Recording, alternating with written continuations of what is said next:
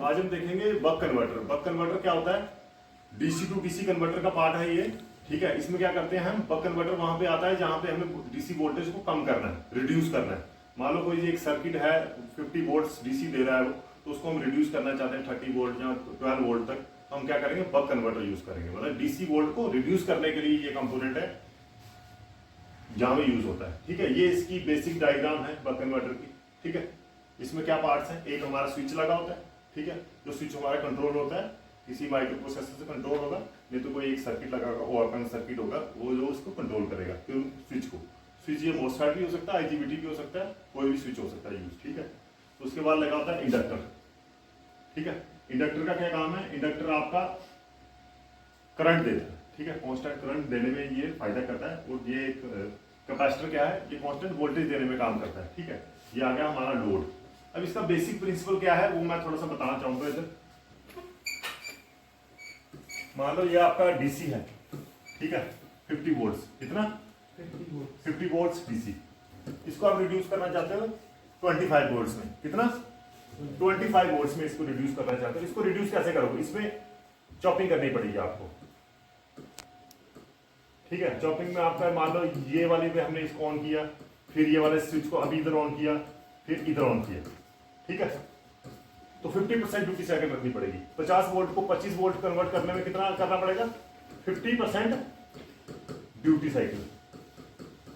Duty cycle क्या हो गया, ड्यूटी साइकिल हो गया हमने अगर ये 1 मिनट में इसको आधे मिनट के लिए ऑन करना है, ठीक है, तो 50% ड्यूटी साइकिल हो गया, ठीक है। तो जैसे ड्यूटी साइकिल इसके 50% होगा तो इसको आउटपुट क्या आ जाएगा, 50% होगा। अब ये है, ये जो वेव है ये बेसिकली ऐसे ऐसे नजर आएगी आपको, ठीक है 50 वोल्ट की, लेकिन इन दोनों में ये क्या निकलेगा, एवरेज निकलेगी। एक एवरेज निकलेगी आपकी 25 वोल्ट की, कितनी 25 वोल्ट, 25 वोल्ट का आउटपुट मिलेगा आपका। ये 25 वोल्ट आउटपुट कैसे आया, जब हमने इसको फ्रीक्वेंसी कितनी रखी स्विच की, 50% ड्यूटी साइकिल पे रखा हमने जब इसको, तो आउटपुट इसका ऑटोमेटिकली 50% पे आ जाएगा। क्योंकि डीसी में जो आउटपुट मिलेगा इसको, ये इसको ऐसा आउटपुट मिलेगा 50, ठीक है। तो अब इसको स्मूथ करने के लिए, क्योंकि ये आउटपुट कैसा है, ये असल में ऑन हो रहा है, फिर ऑफ हो रहा है, ऑन हो रहा है, ऑफ हो रहा है, ठीक है। इसको ऐसे करने के लिए हम क्या करते हैं, इंडक्टर यूज करते हैं। क्या करते हैं, इंडक्टर यूज करेंगे, ठीक है ना। इंडक्टर क्या करता है, मैक्सिमम करंट देगा इसको, ठीक है ना, क्योंकि ये अपना इलेक्ट्रोमैग्नेटिक फील्ड की वजह से करंट को कांस्टेंट करने की कोशिश करेगा, लेकिन वोल्टेज में थोड़ी गड़बड़ करता है। उस वोल्टेज को सही करने के लिए हम क्या यूज करेंगे, कैपेसिटेंस, ठीक है ना। करंट के लिए हमने क्या लगाया, इंडक्टर, और कैपेसिटर के लिए क्या, करंट वोल्टेज के लिए क्या लगाया हमने, कैपेसिटर। इसके बाद ये स्मूथ हो जाएगा, बिल्कुल ऐसे आएगा बिल्कुल, ठीक है। कितना वोल्टेज आएगा, 25 वोल्ट। 50 का क्या बन गया 25, after using duty cycle of 50%, ठीक है। अब क्या है, इसकी थोड़ी सी दिक्कत आती है। ये क्या करता है, जैसे इसको करंट चेंज होता है तो ये हाई वोल्टेज थोड़ा सा पल्स भी बनाता है, ठीक है। उससे क्या है, ये कंपोनेंट डैमेज हो सकता है आपका, ठीक है, लोड में फ्लक्चुएशन आ सकती है। इसके कारण हम एक फ्री व्हीलिंग डायोड यूज करते हैं। क्या करते हैं, free wheeling diode, free wheeling diode, ठीक है, वो ये आ गया, ठीक है। इसका नेगेटिव साइड, पॉजिटिव साइड, तो ये ताकि आपकी जो पल्स इसमें बने, क्योंकि ये स्विचिंग कर रहा है ना, तो इंडक्टेंस की कैपेबिलिटी होती है, जैसे उसको करंट चेंज होता है तो वो एक हाई वोल्टेज पल्स भी बना सकता है। उसकी वजह से ये क्या है कि इधर भी प्रॉब्लम आ सकती है, कैपेसिटर भी आपका उठ सकता है, और जो मोसफेट भी उठ सकता है। इसलिए ये पाथ बन जाएगा, एक तरह से हाई वोल्टेज का पाथ बन जाएगा, ठीक है। उसकी वजह से आपकी जो पल्स वाली इशू थी वो भी खत्म होगी, और वोल्टेज भी आपका रिड्यूस हो गया और स्मूथ हो गया, ठीक है। तो ये था आपका ये DC to DC buck converter, मतलब वोल्टेज को रिड्यूस करने के काम आ जाएगा।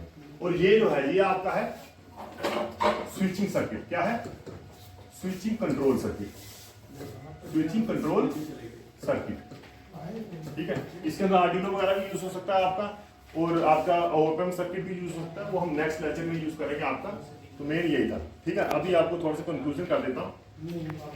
यह है हमारा DC to DC buck converter, ठीक है, जो हम वोल्टेज, डीसी वोल्टेज को रिड्यूस करने के लिए यूज करते हैं। इसमें कितने पार्ट यूज होते हैं, एक तो आपका स्विच होगा, स्विच आपका कोई भी हो सकता है, आईजीबीटी हो सकता है, मोसफेट हो सकता है, ठीक है। फिर उसके बाद आपका इंडक्टर आ गया करंट को बढ़ाने के लिए, ठीक है, करंट को स्मूथ करने के लिए। फिर आपका कैपेसिटर लगाएंगे हम इसमें वोल्टेज को स्मूथ करने के लिए, ठीक है। तो बाकी जो इसके अंदर पल्स जो बनेगी, जो ज्यादा पल्स बनेगी, जिसके कारण आपके ये कंपोनेंट या फिर लोड में डिस्टर्बेंस आ सकती है, उससे सेफ्टी के लिए हम क्या करते हैं, फ्री व्हीलिंग यूज करेंगे। ठीक है, इतना समझ आ गया। अब प्रॉब्लम क्या आती है जब आपका लोड चेंज होगा। मान लो आपका लोड चेंज होगा, एक और लोड लगा दिया आपने, ठीक है, उस केस में क्या है, इस ड्यूटी साइकिल की वजह से उसमें वोल्टेज थोड़ी बहुत चेंज हो सकती है।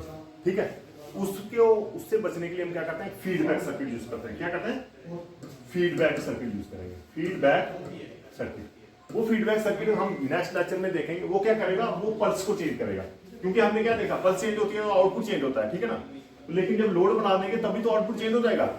ठीक है ना, क्योंकि लोड में करंट भी चेंज हो जाएगा जब इसमें लोड बढ़ेगा या कम होगा। उसको बराबर कांस्टेंट वोल्टेज रखने के लिए हम क्या करते हैं, एक फीडबैक सर्किट यूज करेंगे। फीडबैक सर्किट हम नेक्स्ट लेक्चर में देखेंगे, वो वर्कम वाला सर्किट देखेंगे हम, जिसमें थोड़ा सा वो फीडबैक को भी चेंज, पल्स को चेंज करेगा, ताकि आपका आउटपुट सेट आउटपुट जो है बराबर है। अभी हमने लाया था वो सर्किट कहाँ है, बक कन्वर्टर। मुझे बताओ बक कन्वर्टर कहाँ। हाँ, तो आपका ये है बक कन्वर्टर। ठीक है, ये है बक कन्वर्टर। इधर आप थोड़ा पास लाओ। ठीक है ना, इसके अंदर ये डायोड लगे हैं, इसमें अंदर दिख रहे हैं बैक साइड में नीचे। ठीक है, ये डायोड्स हैं, ये कैपेसिटर्स लगे हुए हैं। ठीक है, ये इंडक्टर लगा हुआ है एक, ये आ गया इंडक्टर, ये आ गया कैपेसिटर्स। ठीक है, ये इनपुट आ गया और ये फीडबैक सर्किट। ठीक है, फीडबैक सर्किट आ गया जी। इसकी वोल्टेज हम यहाँ से भी चेंज कर सकते हैं, यहाँ से भी चेंज कर सकते हैं, यहाँ से भी चेंज कर सकते हैं। ये वेरिएबल रेसिस्टेंस। ठीक है ना, जो रेसिस्टेंस चेंज करने के बाद इसका ऑप एम्प सर्किट जो है इसको फीडबैक देगा, ताकि वोल्टेज आपका कांस्टेंट रहे। और इससे हम वोल्टेज, कितने वोल्टेज भी हम सेट करेंगे वो भी चेक कर लेंगे हम। ठीक है, तो जितना हमने सेट कर दिया उतना ही वोल्टेज रहेगा, इरिस्पेक्टिव ऑफ जो भी ड्यूटी साइकिल, जो भी करंट उसको मिलेगा। ठीक है, वो हम देखेंगे नेक्स्ट वाले वीडियोस में। मेन ये था कि बक कन्वर्टर आपको पता होना चाहिए कि कैसा दिखने में कैसा होता है। ठीक है, ये इसकी हीट सिंक आ गई। ठीक है, तो बक कन्वर्टर के बाद आपको पता चल गया होगा आज क्या। ओके।